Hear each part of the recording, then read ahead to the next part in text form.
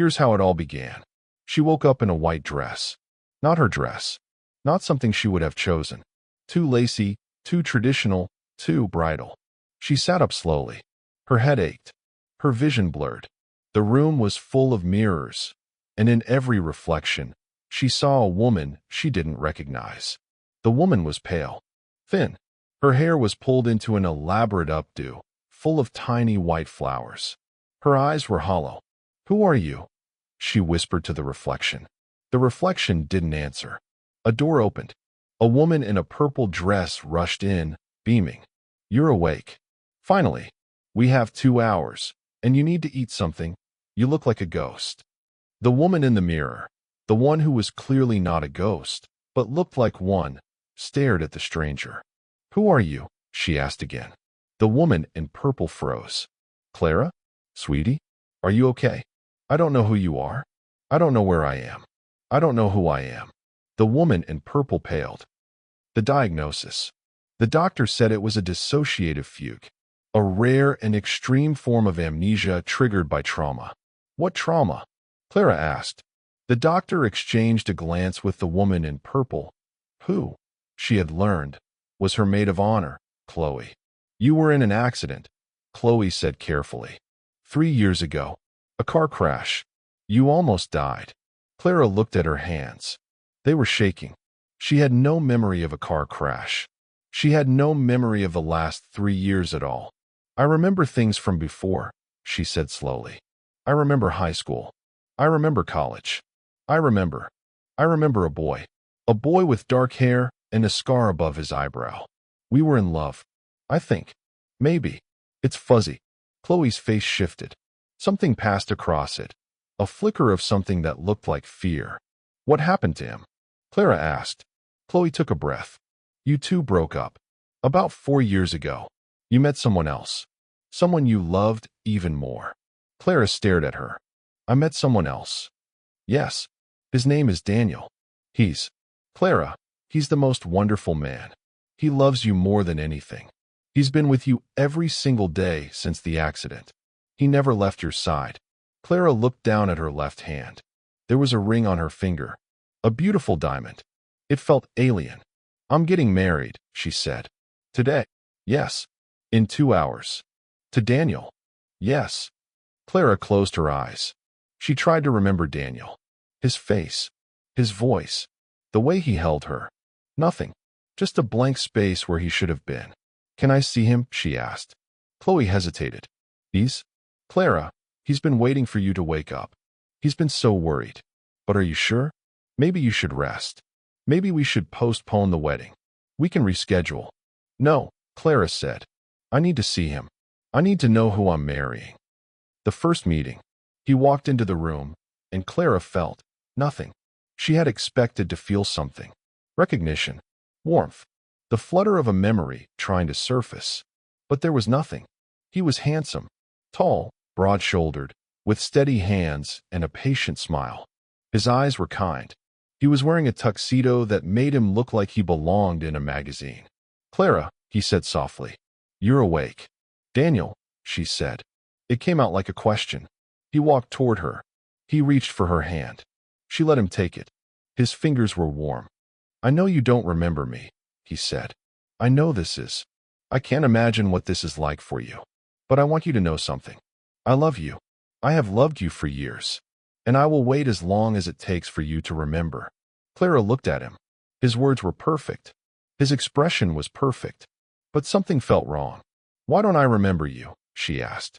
"The accident," he said. "The trauma. The doctors say it's a protective mechanism. Your brain is shielding you from the pain." "What pain?" He looked at her for a long moment. His eyes were sad, but not surprised. "You were coming home from work. The other driver was drunk. He hit you head on. You were in a coma for 8 weeks. When you woke up, you didn't remember anything from the last 3 years. Your friends, your job, me. You told me," Clara said carefully. "But something about that story feels wrong. I don't know why. It doesn't feel like the truth." Daniel's face flickered, just for a second. Then he smiled. "Take your time," he said. "The wedding can wait. There's no rush." The memory. Clara walked down the hallway of the venue. She didn't know where she was going. Her feet just carried her. She passed by an open door, a room filled with boxes, photo albums, old things. She stopped. There was a photograph on top of a box. A young couple in a photo booth, making silly faces. The girl was her, younger, healthier, happier. The boy had dark hair and a scar above his eyebrow. The boy from her memories. The one she couldn't name. She picked up the photograph. She turned it over. On the back, in her own handwriting, were the words, Leo and Clara. Forever. 2019. Leo. His name was Leo. She looked at the other boxes. There were hundreds of photographs. Thousands of memories. She opened the nearest box. It was full of letters. All addressed to her. All from Leo. She opened one. Clara, I don't know if you'll ever read this. I don't know if you'll ever remember me. But I need you to know the truth. I need you to know that I love you. I need you to know that I never stopped loving you. Not for a single second. She opened another. Today is the anniversary of the day we met. I went to the park. I sat on our bench. I remembered the way you laughed when I tried to do a cartwheel and fell over. I miss that laugh. I miss everything about you. She opened another. The doctors say your memory is permanently damaged. They say you might never remember me. But I don't care. I will wait. I will always wait. Because you are worth waiting for. She opened the last letter. It was dated 3 months after the accident. Clara, they're telling me I have to move on. They're telling me it's not healthy to keep hoping. But I can't move on. I can't. You are my whole heart. And I can't live without you. Clara sat on the floor. The letters were everywhere. Her hands were shaking. She remembered Leo. She remembered falling in love with him. She remembered the way he laughed. The way he held her. The way he made her feel like she was the only person in the world. She remembered the accident. Not the way Daniel told it. The other way. She remembered the car. She remembered Leo driving. She remembered the truck that hit them. She remembered the sound of breaking glass. The feel of his hand around hers. She remembered the hospital. She remembered waking up. She remembered Daniel at her bedside. She remembered Leo being carried away on a stretcher and never seeing him again.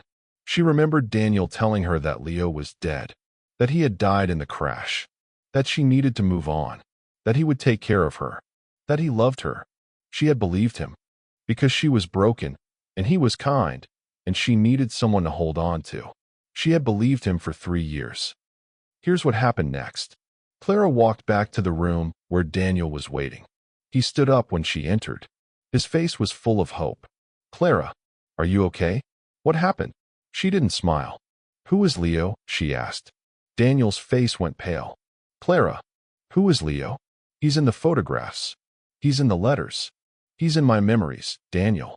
He's the one I loved. He's the one I was with. Daniel swallowed. Clara, I can explain. Explain.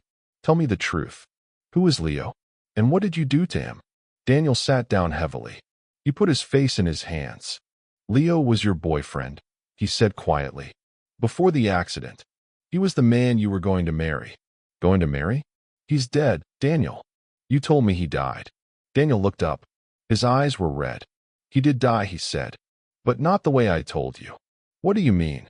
Daniel was silent for a long moment. Leo survived the crash, he said. He was in a coma for 3 months. When he woke up, he wasn't the same. He had severe brain damage. He couldn't walk, couldn't talk, couldn't remember anything. He was a shell. Clara felt her knees give way. She sat down across from him. The doctors said he would never recover, Daniel continued. They said he would spend the rest of his life in a care facility. You visited him every day for a year. You never gave up on him. You spent all your money on treatments, on specialists, on anything that might help. I don't remember any of this, Clara whispered. I know you don't. Because when Leo died, for real, 6 months after the accident, you couldn't handle it. You broke. You developed dissociative amnesia. Your brain erased everything that happened after the crash. But you told me he died in the accident. Daniel nodded. I did. I told you that because I thought it would be easier. Because I thought you'd have to go through the grief again if you remembered. Because I was selfish. Because I loved you. and I wanted you to love me back. Clara stared at him. You lied to me for 3 years. Yes. You let me believe I was marrying a man I loved. Yes. You let me forget him. Yes. Clara stood up. Her hands were shaking. Her heart was pounding. I have to go, she said. Clara, please. I have to go. I have to find him. I have to say goodbye to him. The right way? The way I should have done when he died. The goodbye? Clara found the care facility on the other side of the city. It took her 2 hours in a taxi. She was still wearing the white dress. She didn't care. She walked into the building. She asked for Leo's room. The nurse looked at her with pity. He passed away 3 years ago, dear. I'm so sorry. I know. I need to see where he was. I need to be close to him. The nurse nodded. She led Clara to a small room at the end of the hall. It was empty now. A bed, a chair, a window that looked out at the garden. This was his room, the nurse said. He was here for 6 months. You visited him every day. You used to sit in that chair and read to him. He couldn't respond, but we could see the difference on his face. He knew you were there. Clara walked to the chair. She sat down. She closed her eyes. Leo, she whispered. I'm sorry. I'm so sorry I forgot you. I'm sorry I let him lie to me. I'm sorry I didn't fight harder to remember. She opened her eyes. The room was empty, but she felt him. A warmth at her side. A presence she couldn't name. She said what she needed to say. She said goodbye. And when she was done, she walked out of the room, out of the building, out of the life that had been built on lies. She took off the ring. She left it on the front steps of the venue where Daniel was waiting. She never went back. Years later, Clara lives alone now. She has a small apartment, a cat, a job she loves. She still doesn't remember everything. The doctors say she might never fully recover. But that doesn't matter anymore. She writes letters to Leo. Not for him, he's gone. For her. She writes to remember, to honor, to keep his memory alive. She visits the park sometimes. The one where they first met. The bench is still there. She sits there and smiles. She knows he's gone. She knows he's not coming back. But she also knows he loved her. And she loved him. And that will always be true. She doesn't need to remember everything. She just needs to remember that.